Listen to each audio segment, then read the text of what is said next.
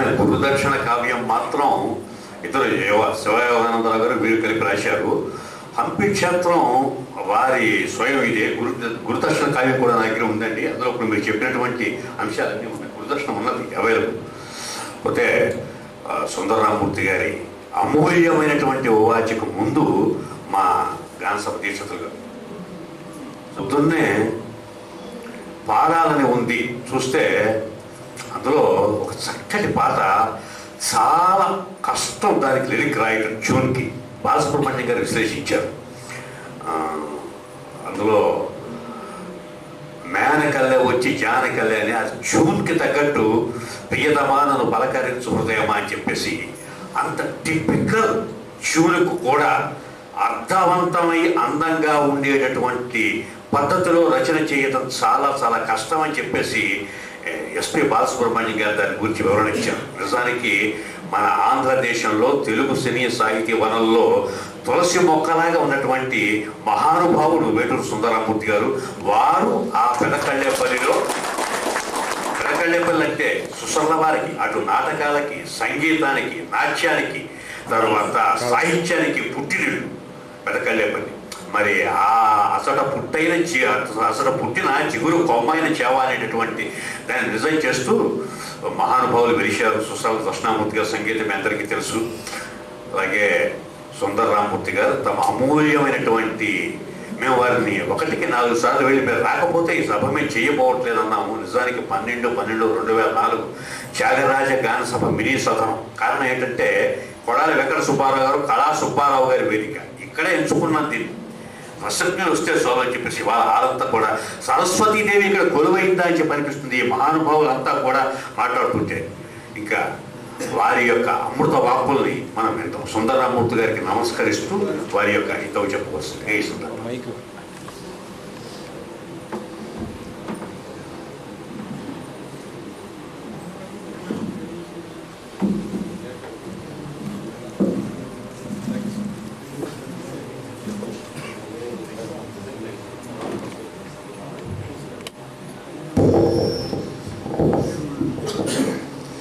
వేదికను అలంకరించినటువంటి పెద్దలకు, సభాసదులందరికీ కూడా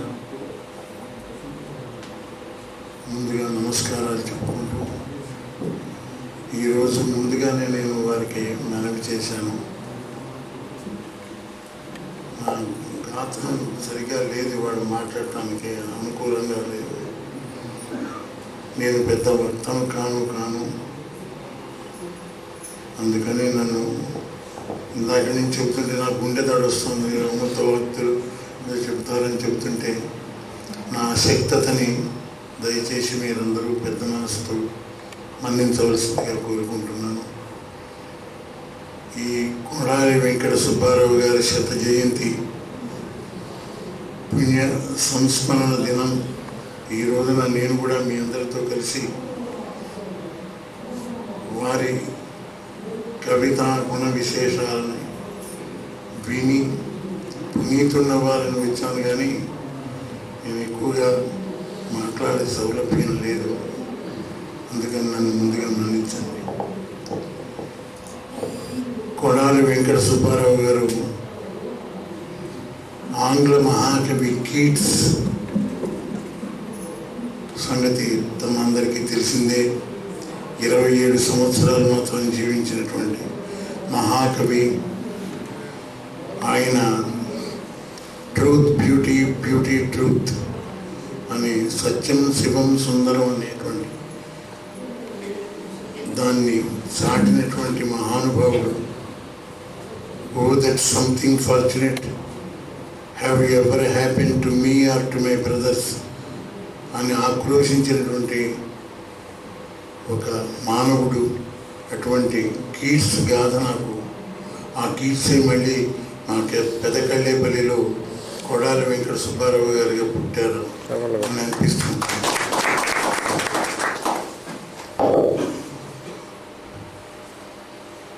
మనిషి ఎంతకాలం జీవించాడనే కొలత కొందరికి అవసరం. ఎన్ని కావ్యాలు రాశాడు, ఎన్ని దస్తాల చాదస్తాలు రాశాడు అనేటువంటిది కొందరికి అవసరం. ఆ అవసరాలు ఏమీ లేకుండానే ఇహపరాలకు కావాల్సింది ఇహము పరంలాగా 2 దశాబ్దాల్లో పూర్తి చేసుకుని 3వ దశాబ్దం ఎంటర్ కాగానే తను సాధించినటువంటి కొడాలి వెంకట సుబ్బారావు గారు, వారిని గురించి నా చిన్నతనంలో నేను మా పెదకళ్ళేపల్లిలో విన్నటువంటి కథలు గాథలు అన్నీ ఇప్పుడు ఇక్కడ నేను చెప్పలేను. కానీ ఎక్కడికక్కడ ఎప్పుడు ఏవో ఈ సంస్మరణ సభలు జరగటం, 100వ జయంతి ఉత్సవాలు, వారిని స్మరించుకోవడం, మన మనం వెళ్ళిపోవడం జరుగుతుంది. ఇవాళ వారందరూ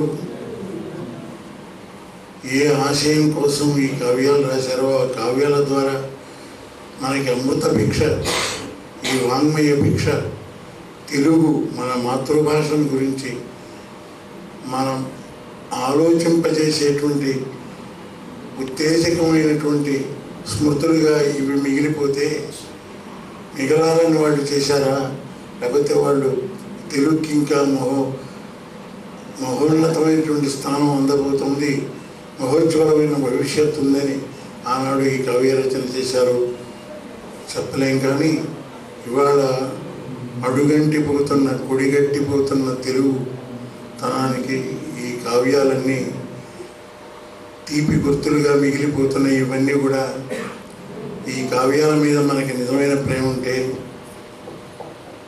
మనం ఈ ఉపన్యాసాలు, వేదికలను ఆశ్రయించి చేస్తున్నటువంటి ప్రసంగాలని కొంతైనా ఆచరణలో పెట్టి, పద్యం అనేటువంటిది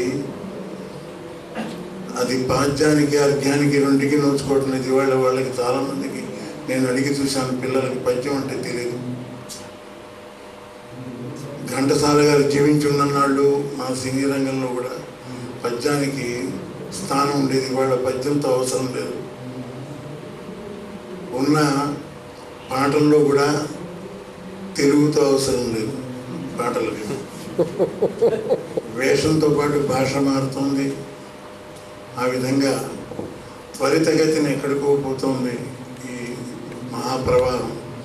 ఈ మహాప్రవాహంలో ఒక్కసారి కరుణశ్రీ అన్నట్టు వారు చెప్పినట్టు, తిరిగి వెనుకకు ఒక మారు తిరిగి చూసి దిద్దుకోవమ్మ బిడ్డల తెలుగు తల్లి అనేటువంటిది నిజంగా ఈ మాట కరుణశ్రీ అన్నారంటే దానికి హంపి క్షేత్రం యొక్క ఈ కావ్యం, దాని ప్రభావం చాలా ఉంటుందేమో అనుకుంటున్నాను నేను. ఎందుకంటే అందులో పద్యాలు కొన్ని నాకు నోటికి రావు. అందరికీ వచ్చింది ఒకటే ఒక పద్యం, శిరలు ద్రవించి ఏడ్చినవి జీర్ణములైనవి తుంగభద్రలో. అది ఆంధ్రదేశంలో సాహితీ ప్రపంచంలో వచ్చిన భావ కవితోద్యమానికి నాంది గీతం పాడిన కావ్యం ఈ హంపి క్షేత్రం. ఈ భావ కవితోద్యమానికి 3 మహనీయులు మొట్టమొదటి బీజావాపనం చేసినటువంటి వారు. వారిలో కొడాలి వెంకట సుబ్బారావు గారు ప్రథములు, రెండవ వారు శిష్లా ఉమామహేశ్వరరావు గారు, నవమి చిలుక రచయిత, నవమి చిలుక అనేటువంటి కావ్యం రాసినటువంటి వారు. అదేవిధంగా ఈ భావ కవితోద్యమానికి కూడా అంకురార్పణ చేసినటువంటి వారు శ్రీశ్రీ అవుతారు, 3వ వారు. ఇది కొంత పరిశోధన వల్ల మనం తెలుసుకునేటువంటి విషయం. కనుక ఈ భావ కవితోద్యమం ఎంతగా విస్తరించిందో,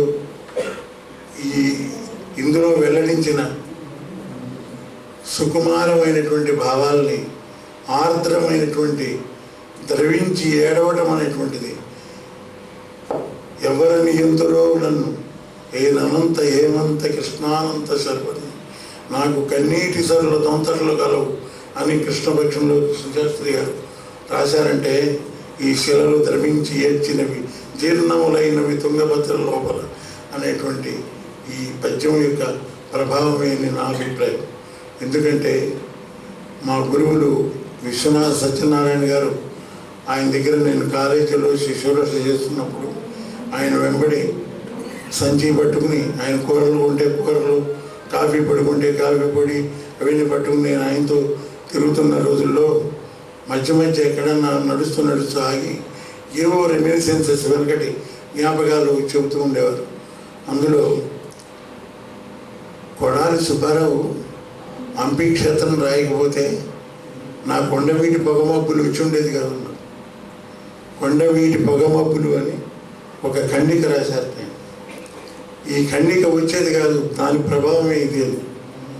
ఇలా చెప్పుకుంటూ పోతే చివరికి అతి సామాన్యుడైనటువంటి నేను కూడా నిన్నటి దాకా శిలనైనా నీ పదవి స్వీకరించిన అనే దానికి కూడా కొడాలి వెంకట సుబ్బారావు గారిని హృదయంలో స్మరించుకుంటూ శిలలు ద్రవించి తుంగభద్ర లోపల అనేటువంటి పద్య ప్రభావాన్ని, ఆ భావాన్ని ప్రభావాన్ని కూడా లోపల నింపుకుని రాసినటువంటిదే తప్ప మరొకటి కాదు. కాబట్టి ఎవరైతే ఏ కవి అయితే మరొక కవికి అక్షరదానం కాదు, భావదానం కాదు, జీవదానం చేస్తాడు ఆ మహాకవి, జీవకవి, సజీవ కవి, శాశ్వతుడు. అటువంటి కొడాలి వెంకట సుబ్బారావు గారు పుట్టిన మా ఊరు గురించి చెప్పుకుంటే మీరు మన్నించాలి. నృత్య రత్నావళి అనేటువంటి విలక్షణ నృత్య శాస్త్ర గ్రంథ రచయిత అయినటువంటి జాయప సేనాని జన్మించిన ఊరు మా ఊరు.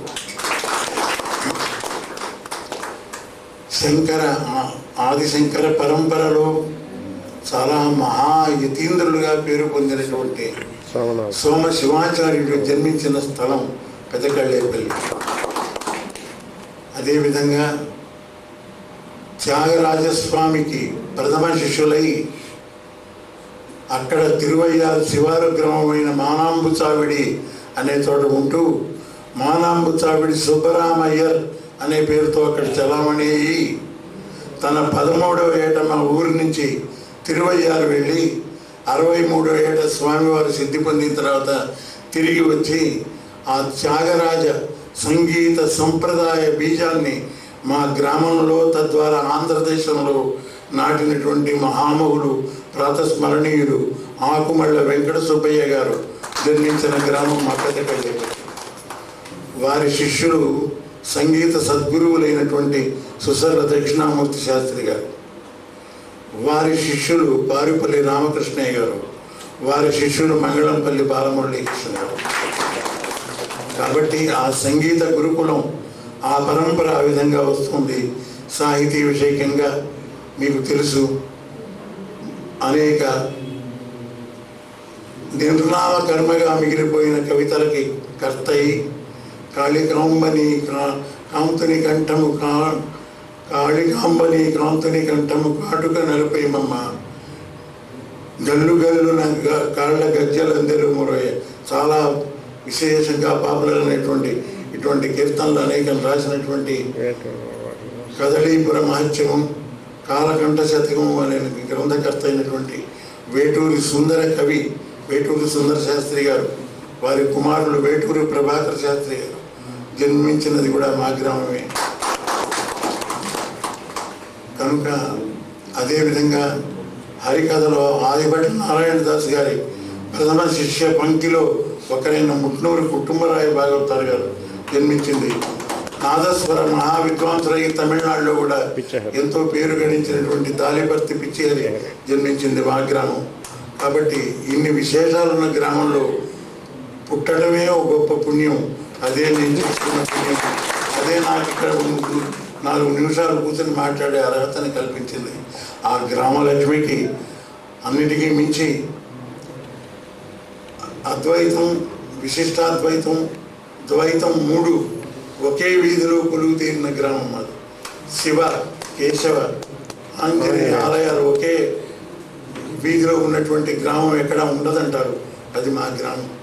అటువంటి చోట కృష్ణ ఉత్తరవాహిని కాశీ పదాన్ని, కాశీ యొక్క క్షేత్ర పునీతత్వాన్ని మా గ్రామానికి సంతరించేటువంటి పెదకళ్ళేపల్లి గ్రామంలో పుట్టినందుకు చాలా ధన్యుణ్ణని. కొడాలి వెంకట సుబ్బారావు పుట్టిన ఇంటికి, పురిటి గదికి సరిగ్గా 100 గజాలు కూడా లేని దూరంలో ఉన్న ఇంట్లో నేను పుట్టాను. కాబట్టి అది నా భాగ్యంగా నేను భావిస్తూ ఈ శత జయంతి సందర్భంగా ఒక మనవి మీకు అందరి ముందు నేను చేసుకుంటున్నాను. ఆ పెదకళ్ళేపల్లి గ్రామంలో జరగవలసింది ఈ 100 జయంతి ఉత్సవం ఈనాడు ఆంధ్ర రాజధానిలో జరుగుతోంది. ఇప్పటి వరకు ఆంధ్ర రాజధానిగానే ఉంది. రేపు ఏ రాజధానిగా ఉంటుందో తెలియదు. ఎప్పుడేం జరిగినా ఆశ్చర్యపోవలసిన అవసరం లేని కాలంలో ఉంటున్నాం మనం. కనుక ఈ పెదకళ్ళేపల్లిలో జనవరిలో కొడాలి వెంకట సుబ్బారావు గారి 100 జయంతి ఉత్సవాలు ఒక 3 రోజుల పాటు నిర్వహించి సాహిత్య సంబంధమైనటువంటి తెలుగు సాహిత్యానికి సంబంధించినటువంటి అనేక గోష్ఠులు, కవితా గానాలు ఏర్పాటు చేసి ఆయన కవ్యాత్మకి శ్రద్ధాంజలి ఘటించాలనేటువంటి సంకల్పం నాకు కలిగింది. అందుకు పెద్దలైనటువంటి వారందరి యొక్క ఆశీర్వచనాలు కావాలి. అందుకు ముందుగా మీరేమి అనుకోకపోతే, నా యందు దయ ఉంచి నన్ను అపార్థం చేసుకోకపోతే ఉడతా భక్తిగా ఒక 10,000 రూపాయలు ముందు ఆ సభను నిర్వహించేందుకు నేను ఈనాడు ఇక్కడ సభావేదికలో ప్రకటిస్తున్నాను. దాన్ని తీసుకుని ఇంకా డబ్బు సేకరించి ఈ కార్యక్రమం జరపాలి. నేను అడుగడుగునా నేను మీకు చేదోడు వాదోడుగా ఉంటాను. ఆయన వంశీకులైనటువంటి మహానుభావులు ఇక్కడ ఉన్నారు, ఎస్వి రామారావు గారు వారు. కాబట్టి ఆ విధంగా చేసి చరితార్థులు అవుదాం, నీతులు అవుదాం అని మనవి చేసుకుంటున్నాను. ఈ అవకాశం ఇచ్చినందుకు మీ అందరికీ, ముఖ్యంగా ఓపికతో విన్న సభాసదులైన రసహృదయులైన సభాసదులకు నమస్కరిస్తూ సెలవు.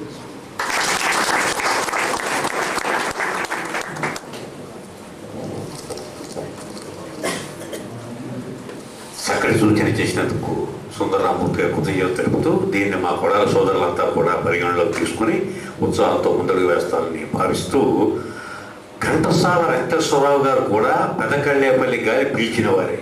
ఆయనకు కూడా ఆ హంపి క్షేత్రం అంటే ప్రాణం. ఆయన సొంత ఊరున్న సినిమా తీశారు. అందులో ఈ శిలను ద్రవించి ఏడ్చినవి అనే పాట పెట్టి ఆయన స్వయంగా పాడారు ఆ సొంత ఊరి చిత్రంలో. అంతటి అభిమానం ఘంటసాల వెంకటేశ్వరరావు కూడా ఈ కొడాలి సుబ్బారావు గారు అంటే. ఏమైనప్పటికీ ఒక 2 నిమిషాల్లో 100 సంపడకు ముందుగా మా దీక్షితులు గారి వాచి జనవరి మాసంలో మీరు చేయమన్నారు. ఆ 3 రోజుల కార్యక్రమం ఇక్కడ చేస్తే మేము సంతోషిస్తాం. మా సహకారం మా త్యాగరాజు గారు ఉంటుందని చెప్పి తర్వాత నాకు ఇందాక మాట్లాడడం అంటే అసలు నేను మీలాగా అక్కడ కూర్చొని వెళ్దామని వచ్చాను. చంద్రరామూర్తి గారు చూద్దాం పెద్ద ఆయన, నా చిన్నప్పటి నుంచి వారి పేరు వినడం జరిగింది. వారు చూడటం ఎక్కువ జరగలేదు. ఏదో త్యాగరాజు గారు అధ్యక్షుడు అయిన తర్వాత ఈ మధ్య నాకు ఆ అదృష్టాలు కలిగి అందరినీ చూసుకునే భాగ్యం. అయితే ఇక మా రామారావు గారు మొహమ్మద్ పెట్టేసరికి వచ్చి కూర్చున్నాను. నిన్న రాత్రి కింద వారు నాకు సత్కారం చేశారు. మళ్ళీ ఇంకో సత్కారం ఏంటంటే వ్యాల్యూ ఉండదు కదంటే అవే అది కదా నేను ప్రభాకర్. నేను ఈ జీవితంలో ముఖ్యంగా రెన్యూట్ చేసిన చాలా సభలు కూడా చెప్పాను. సాహిత్య సభలు, సంగీత కార్యక్రమాలు, అప్కమింగ్ వాళ్ళని ఎంకరేజ్ చేయాలని చెప్పి మీ జీవితం అనుకోని రెస్పాన్స్ మాకు ఇక్కడ మంచి కార్యక్రమాలు జరుగుతున్నాయి. మేము అందరి అభిమానం మా అదృష్టం కింద భావిస్తున్నాను. ఎందుకంటే ఇంతమంది మీరు అటెండ్ అవుతే మాకు కూడా ఉత్సాహంగా ఉంటుంది. అయితే వేటు సిద్ధరామూర్తి గారు ఎప్పుడైతే నాకు ఇప్పుడు ఆ మాట వదిలేరో 3 రోజులు జనవరిలో అనగానే అవకాశం మనం ఉపయోగించుకోమని చెప్పి మాట్లాడుతూ నేను రిక్వెస్ట్ చేశాను. అయితే నాకు ఒకటి బాగా జ్ఞాపకం, మరి వారికి మీకు మా గుర్తి వాళ్ళని ఉండాలని మా బంధుత్వం ఉందని మాకు విన్నాను. గుర్తి వాళ్ళు ఒంగోలులో ఉంటారు, వాళ్ళు ఏదో రిలేషన్. నా సోదరుడు శివరామకృష్ణకి ఈ ఆలోచన 2 నెలల కింద వచ్చింది. కారణం ఏంటంటే ఇప్పుడు నా జీవితం కూడా ఆయన మూలంగా చాలా వరకు ఇన్ఫ్లుయెన్స్ అయింది. మా నాన్నగారు హంపి క్షేత్రం చంద్రమౌళి గారు కావ్యగానం చేస్తూ నన్ను అందులో బ్రతుకు యోగి ప్రాణములు వాసి ఇవన్నీ కూడా కడతా పట్టించారు. అందులో చాలా పద్యాలు 4th ఫారం 5th ఫారం చదువుతుండగానే కడతా వచ్చాయి. తర్వాత సుబ్బారావు గారు అబ్బాయి అంటే ఇక్కడ కూర్చున్న సోదరుల తండ్రి దుర్గా నాగేశ్వరరావు గారు, ఆయన చక్కటి రచయిత. సుబ్బారావు గారి అబ్బాయి నాగేశ్వరరావు డాక్టర్ కాకుండా బొంతితో కైలాసం అనేటటువంటి ఒక చక్కటి నాటకం రాసి ఏలూరులో 56, 57 ప్రాంతాల్లో ప్రదర్శించారు. ఆ తర్వాత జై భారత్ అని చెప్పేసి ఒక రాణి సంయుక్త, పృథ్వీరాజ్, కోరి ఈ సబ్జెక్ట్ని జయ భారత్ అనే నాటకం రాశారు. నేను నాటకాలు రాస్తుంటే ఆయన చదవటం, అభిప్రాయం చెప్పడం, ఆయన నాటకాలు ఎరువులో ప్రదర్శించినప్పుడు నేను వీక్షించడం, ఇవన్నీ కాకుండా చెప్తే చాలా ఆశ్చర్యంగా ఉంటుంది. ఈ రోజు నేను ఉండటానికి కారణం నాగేశ్వరరావు 1958లో పెద్ద తిరుపతి వెళ్ళి నేను ఇంటర్మీడియట్ పాస్ అయ్యి వస్తుంటే అనుకోకుండా ఒక బస్ స్టాండ్లో కనిపించాడు అమ్మాయి. కనిపించి ఎలా ఎక్కడికి వెళ్తున్నావు? ఏళ్ళు వెళ్తున్నాను. కాదు నాతో రా అని చెప్పేసి మెడ్రాస్ తీసుకెళ్ళి ఇది వుడ్లాండ్స్ హోటల్, ఇది జెమినీ స్టూడియో, ఇది ఇదిరా అని చెప్పేసి అవన్నీ నాకు చూపించి ఒక రకమైన ఇన్స్పిరేషన్ కలగజేసేటువంటి వాడు. అందుకని ఎప్పుడైతే నేను శివరాం ఇలా చేద్దాం అనుకున్నాం, వెంటనే జగ్గయ్యపేట ఫోన్ చేసి ఏమిటి పేరంటే వీ విల్ రియాక్ట్ పాజిటివ్, తప్పకుండా వస్తున్న విషయాలు అన్న వెంటనే మేము నిర్ణయించుకుంటే వేటూరు సుందరరామూర్తి గారిని ఉంటేనే మనం చేద్దాం, లేకపోతే ఆయన ఎప్పుడంటే అప్పుడు అనుకుందాం. అంటే సుందరరామూర్తి గారు ప్రపోజ్ చేశారు, ఇది అక్కడ చేస్తే బాగుంటుంది, రైట్, బాగానే ఉంటుంది, ఆలోచన దాకా మంచిదే, కానీ కార్యక్రమం అమలు చేయాలి అంటే ఎందరెందరో మాట్లాడాలి, ఎందరెందరో తీసుకెళ్ళాలి, కార్లు, బస్సులు, తర్వాత లాడ్జింగ్, ఈ ప్రావిజన్స్ అన్నీ కూడా ఇబ్బందిగా ఉంటే ఇవన్నీ ఆలోచిద్దామండి.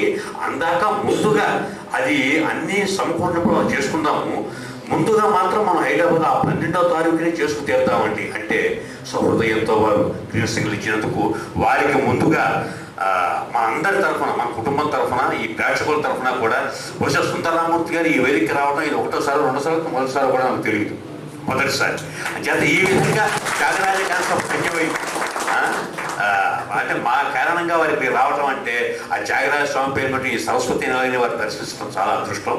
అలాగే మరి మేము అనుకున్న వెంటనే పాటలు, పద్యాలని మీకు తెలియదు, జమున గారు కావాలి అని చెప్పేసి ఆవిడ శ్రీకృష్ణ తులాభారం వేసినప్పుడు సుందర రామకృష్ణ గారి చేత కృష్ణుడి వేషం వేయించారు. నా పక్కన ఆయన ఉంటేనే బాగుంటుంది, మంచి జోడీగా నాటకాలకి అని చెప్పేసి అంత లబ్ధప్రతిష్ఠ సుందర రామకృష్ణ గారి కావ్యగానం ఎలా ఉందో మన అందరినీ కూడా మంత్రముగ్ధులు చేసేశారు. ఆ చిన్నపిల్ల చైత్ర వాళ్ళ తండ్రి రమణమూర్తి గారు అర్జెంటుగా ఇంటికి వెళ్ళిపోవాలి అన్నటువంటి మనిషి కూడా ఆ పద్యానికి మంత్రముగ్ధులు ఎలా ఉండిపోయారంటే ఎంత శక్తివంతంగా ఉందో ఆలోచించారు. ఒక్కొక్కరు ఒక్కొక్క కోణాన్ని, వెంకటరెడ్డి గారు మరో కోణాన్ని సృష్టించారు. అలాగే పర్సనల్గా వాటి సుబ్బారావు నిజాన్ని మా సుధామ గారు టచ్ చేశారు. చేత ఇవాళ నిజానికి ఆ మహనీయుని ఆత్మ ఎంతో తృప్తిపడి ఇక్కడ ఉన్న అందరినీ కూడా సరస్వతి పుత్రులుగా ఆశీర్వదించాలి అని చెప్పేసి కోరుకుంటూ మీ అందరికీ సెలవు ఎదురో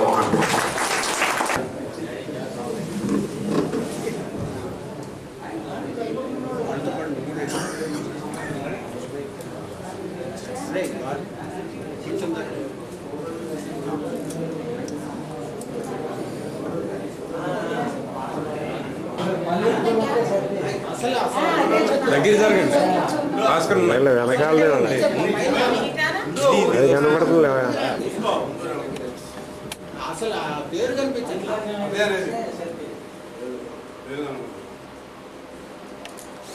కూర్చుంటే బాగుండేది. అసలు ఆ కుర్చీలు దొరకడం ఇంకో